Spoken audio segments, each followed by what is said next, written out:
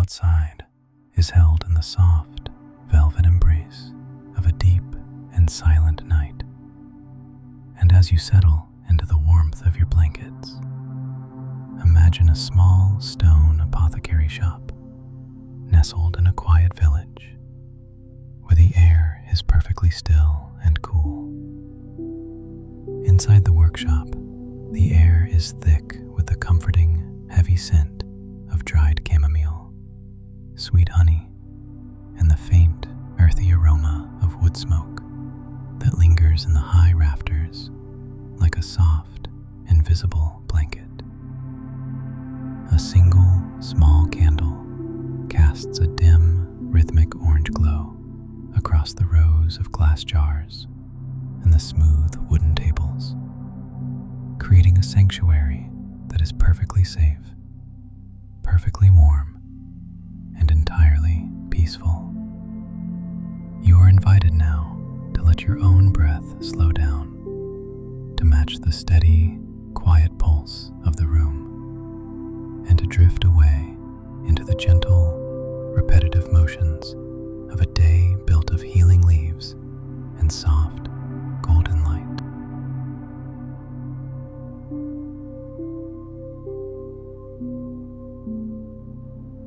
Chapter 1. Softly, the apothecary stirs in the quiet dark, long before the first bird has thought to sing, his eyes opening slowly to the familiar patterns of the shadows on the wall, and he feels a deep, heavy sense of peace as he pushes back the thick wool blankets to stand on the cool, solid floorboards of his room. He stays very still for a long time, listening to the absolute silence of the house, and he moves with a slow and fluid ease that feels like a continuation of a dream, his fingers finding the soft linen of his tunic and the worn leather of his belt with a quiet and practiced memory. He dresses in the dim, gray light, his movements rhythmic and steady, and he finds a comfort in the simple repetition of his morning ritual, a sequence of events that has remained unchanged for 1,000 days. He makes his way down the stone stairs, his leather boots making a soft, muffled thud on each step.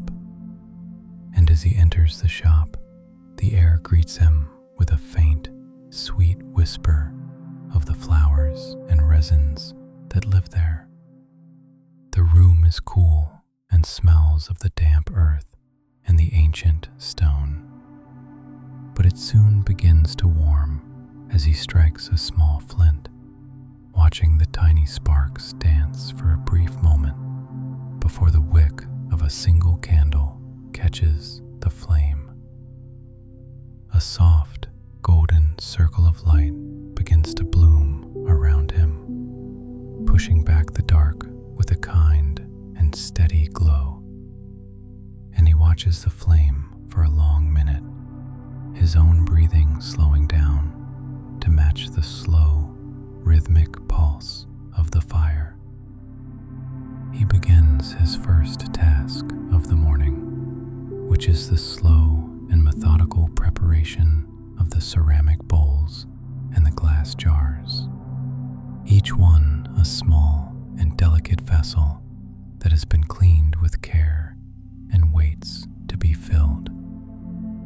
He reaches for a large wooden tray where the mixing bowls are kept, feeling the cold, smooth surface of the fired clay against his calloused palms, and he begins to lay them out in a neat and orderly line on the long cedar workbench. One by one, he checks each jar, holding it up to the candlelight so that the glass catches the orange glow and turns into a small, shimmering jewel in his hand. And he places them down with a quiet, final precision. Once the bowls are ready, he turns to the drawers that line the far wall, each one filled with the dried treasures of the garden and the distant woods. He pulls open a drawer made of dark oak, and the scent of dried peppermint spills out, a rich and nostalgic aroma that fills his senses and settles his mind into a state of deep, quiet focus. He takes a small wooden scoop and begins to move the leaves from the drawer to a bowl, a slow and repetitive motion that requires no thought at all, just the steady rise and fall of his arm. Scoop, lift, pour. Scoop, lift, pour. And with every movement, the leaves make a soft, rustling sound that is like the whisper of the tide against a sandy shore. He repeats this many times, his mind drifting into a state of quiet meditation where the only reality is the texture of the dried plants and the rhythmic sound of his own breathing. He gathers the elderberries and the sprigs of dried thyme next, feeling the brittleness of the stems and the dusty softness of the berries. And he lays them out in small, fragrant piles on the table. The air in the workshop is beginning to brighten as the first hint of gold filters through the narrow window, casting long and soft shadows that stretch across the floor to touch the far corners, where the baskets and the empty crates wait in their own patient silence. He feels the coolness of the morning air on his face and the warmth of his own steady breath, a perfect balance of sensations that makes him feel grounded and safe, anchored in a moment of time that belongs only to him and the quiet preparations of his craft. He moves to the shelf to fetch the clean spring water, the heavy ceramic pitcher feeling solid and reliable in his hand, and he sets it near the hearth where the coals are still warm. He is ready now. The workshop is ready, and the day is unfolding exactly as it should, one slow and gentle movement at a time, while the world remains hidden but near in the growing light of the sky.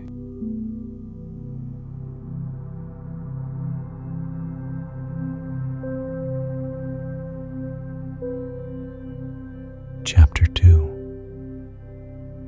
A rhythmic and steady sound begins to fill the room as the apothecary takes up a heavy stone mortar, carved from a single piece of dark granite, and he begins the long and meditative process of grinding the dried herbs into a fine, healing powder. He grasps the stone pestle with a relaxed and steady strength, feeling the cool weight of the rock in his hand, and he begins to move it in a slow, circular motion against the herbs, pressing down with a firm but gentle pressure that makes a low, rhythmic scratching sound against the stone. Press, swirl, lift, press, swirl, lift, and he finds himself lost in the sensation, his mind becoming a blank and peaceful slate. The dried leaves break apart slowly, releasing their oils and their essence into the air, and the scent becomes immediate and profound. A wave of sweetness and earthy spice that settles his heart and makes his breathing even deeper and slower than before. He watches the way the colors change as the herbs are crushed. The bright green of the peppermint mixing with the dark purple of the elderberries to create a soft, fragrant powder that coats the sides of the mortar in a layer of pale dust. He pauses for a long minute just to breathe in the aroma, his eyes half closed as he follows the complexity of the scent, identifying the tiny notes of honey and wood and rain that hide within the blend. Next, he takes a small glass funnel and places it into the neck of a vial, and he begins to pour the clear spring water from a large pitcher, a slow and steady stream that makes a low, trickling melody as it fills the glass. He adds the ground herbs to the water, watching as the tiny particles swirl in the liquid like golden stars in a dark sky. And he uses a thin wooden stick to stir the mixture, moving it in slow, wide circles that churn the liquid into a fragrant and healing potion. Round and round he goes, the motion starting in his wrist and flowing through his fingers, a hypnotic cycle that feels like the swaying of tall grass in a summer breeze. And he feels the connection between his own body and the living essence of the plants. The warmth from the hearth wraps around him like a heavy wool blanket, making his limbs feel loose and relaxed even as he works. And the only sound in the world is the soft, wet sloshing of the liquid and the rhythmic creak of his leather boots on the stone floor. He does not rush the mixing, for the potions cannot be hurried, and so he embraces the slowness, letting the repetition wash over him like a gentle tide that pulls away all his worries and leaves only the peace of the workshop. He takes a small silver spoon and dips it into the bowl, lifting it to see the clarity of the mixture. And he watches the way the light catches the liquid, turning it into a shimmering pool of emerald and gold. He repeats this process for dozens of bottles, each one a different combination of the garden's treasures, his hand never wavering and his mind never rushing, for he knows that healing grows best in the silence. The room feels like a sanctuary, a place where the clocks of the world have stopped, and the only measure of time is the slow, invisible change of the herbs into medicine, and the slow turning of the sun across the wooden floorboards. He feels a deep and humming peace that radiates out from his chest to his very fingertips as the hours pass in a blur of quiet productivity. And he finds a quiet joy in the order and the beauty he is creating, one slow drop at a time. He watches a small spider spinning a web in the corner of a high shelf, its movements as slow and deliberate as his own. And he feels a kinship with every quiet creature that moves through the world with purpose and grace. The light in the workshop is changing now, the bright yellow of noon turning into a soft and rich amber, and the dust motes in the air dance in the thick beams of light, moving in slow and lazy spirals that mirror his own repetitive movements. He is content to stay in this one spot for as long as the potions require, a guardian of the blossoms who finds his greatest joy in the simple act of being present and still. And as he finishes the last blend, he feels a profound sense of gratitude for the quiet life he leads, for the flowers that bloom and the water that flows and the silence that listens.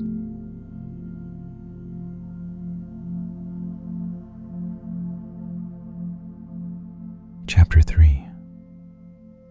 As the final embers in the hearth settle into a bed of glowing ruby light, and the afternoon sun begins its long and lazy slide toward the horizon, the apothecary feels a gentle, sleepy fatigue beginning to settle into his bones, a warm and pleasant tiredness that tells him the work of the day is done.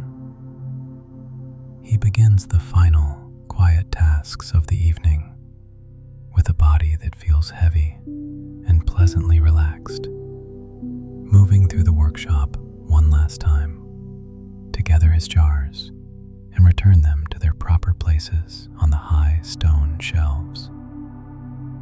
He cleans his mortar and pestle with a soft scrap of linen and a bit of clear water, wiping away the traces of herb and dust until the stone is bright and gray once more. And he places them carefully in their wooden chest, hearing the small, final click of wood against wood in the quiet room. He gathers the finished potion bottles, the small glass vessels feeling cool and solid in his arms, and he slides them into their protective wooden slots, each one making a soft, muffled sound as it finds its home in the darkness. He stands for a moment in the center of the room, looking at the empty workbench where the day's labor began, seeing the way the shadows have grown long and soft across the floor. And he feels a sense of completion that is as deep and quiet as the sea. The air is growing cooler now, carrying the scent of the night air and the first hints of the evening mist that rolls in from the valley below. And the apothecary breathes it in with a sense of peace, feeling the weight of the day falling away as the world prepares to sleep. He walks slowly toward the small table where his evening meal is waiting, the light from a single candle looking pale and yellow against the growing gray of the room. And he eats in a state of quiet meditation, his thoughts already beginning to drift toward the softness of his bed. He moves to the candle, extinguishing the flame with a slow and deliberate motion of his fingers, watching the tiny curl of smoke rise into the air and disappear into the darkness, leaving only the silver light of the moon to guide his way back to his chamber. The smell of the extinguished wick is a smoky, nostalgic scent that signals the end of the journey, and he breathes it in with a sense of completion and peace, his body feeling delightfully tired, a warm sensation that starts in his feet and moves all the way up to his shoulders. He undresses with slow and practiced movements, laying his tunic across a wooden stool and feeling the lightness of his body as he steps into the cool, dark space of his bed. blankets are waiting for him like a warm embrace. He climbs into the bed, the linen sheets feeling cool and crisp at first, but quickly warming to the heat of his body as he pulls the thick wool blankets up to his chin, tucking the man around his shoulders until he is encased in a cocoon of warmth and safety. He lies there for a moment with his eyes open, looking at the dim outlines of the room, the familiar shapes of the jars and the workbench, and the tall stacks of herbs, all resting in the quiet dark. His muscles feel loose and heavy, every tension of the day melting away into the soft mattress, and he lets his head sink into the pillow, his thoughts slowing down until they are nothing more than the gentle pulse of his own heartbeat.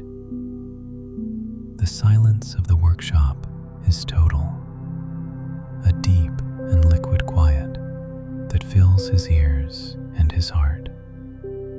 And he knows that the oils are set, the bottles are still, and the world is exactly as it should be, safe and still under the watch of the moon.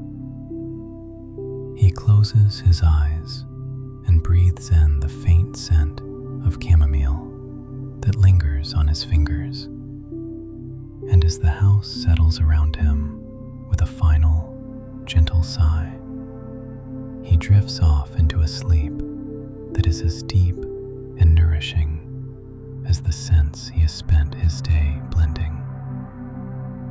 He feels the house around him, a sturdy shell of stone and timber, protecting him from the wind and the night, and he sinks further into the softness of the bed, his breath becoming a slow, rhythmic wave that carries him away. The world is far away now, a distant and hazy place that has no power over the stillness of his room. And he is a part of the night, a part of the flowers, and a part of the peace that remains when the candle is out. Sleep now. Sleep. Sleep.